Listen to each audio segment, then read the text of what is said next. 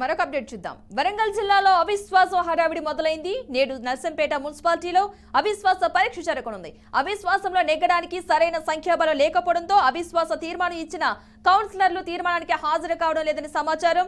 BRS పార్టీకి చెందిన municipal chairperson Rajani Kishan పై సొంత పార్టీ సభ్యులే అవిశ్వాస తీర్మానం పెట్టారు. అవిశ్వాస తీర్మానం ఈ నెల 2న జిల్లా అధికారులకు ఇవ్వగా ఈ రోజు అవిశ్వాస పరీక్షకు ఏర్పాట్లు చేశారు అధికారులు.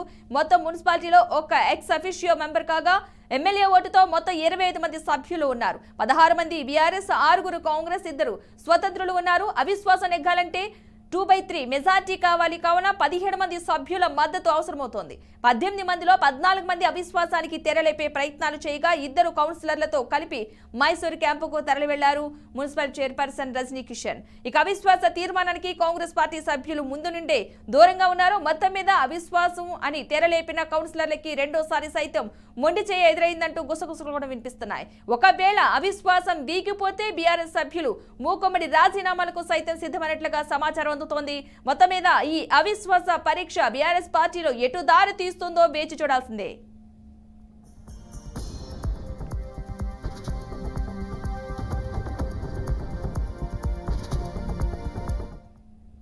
మొత్తంగా ఇదే అంశానికి సంబంధించిన పూర్తి సమాచారాన్ని మా ప్రతినిధి భాస్కర్ అందిస్తారు. భాస్కర్, చెప్పండి, ఈ అవిశ్వాస తీర్మానానికి సంబంధించిన పూర్తి అప్డేట్స్ ఏంటి? పద్మ ఏదో ఉమ్మడి వరంగల్ జిల్లా రాజకీయాలు మొత్తం ఇలా నర్సంపేట మున్సిపాలిటీ వైపు చూసేటువంటి పరిస్థితి ఏర్పడింది. ఏదో ఇప్పటికే బీఆర్ఎస్ వైపు నుంచి కాంగ్రెస్ కు మున్సిపల్ నర్సంపేట మున్సిపల్ చైర్మన్ కైవసం తీసుకోవడం కోసం ఇవాళ కాంగ్రెస్ తిరుపతి కార్పొరేటర్లు చేసిన పరిస్థితి. ఈ నేపథ్యంలోనే 14 మంది మున్సిపల్ కౌన్సిలర్ ఇప్పటికే మాజీ ఎమ్మెల్యేలను కలిసిన పెద్ద స్పెషాలిటీ కలిసి అంతా క్యాంప్ రాజకీయాలు చేస్తున్న పరిస్థితి.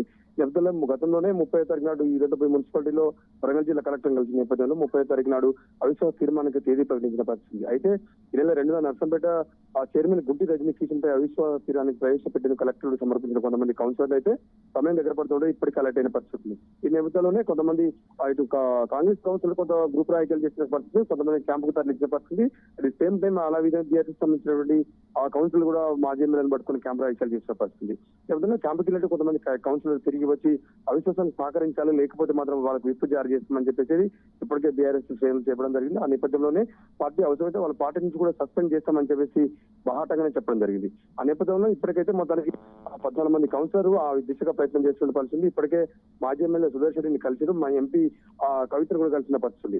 మొత్తానికైతే నర్సంపేట ఇటు కాంగ్రెస్ కౌన్సిలర్ ఒక పక్క క్యాంప్ రాజకీయాలు ఉన్నారు, మరో పక్క బీఆర్ఎస్ కౌన్సిలర్ ఒక పక్క రాజకీయాలు ఉన్నారు.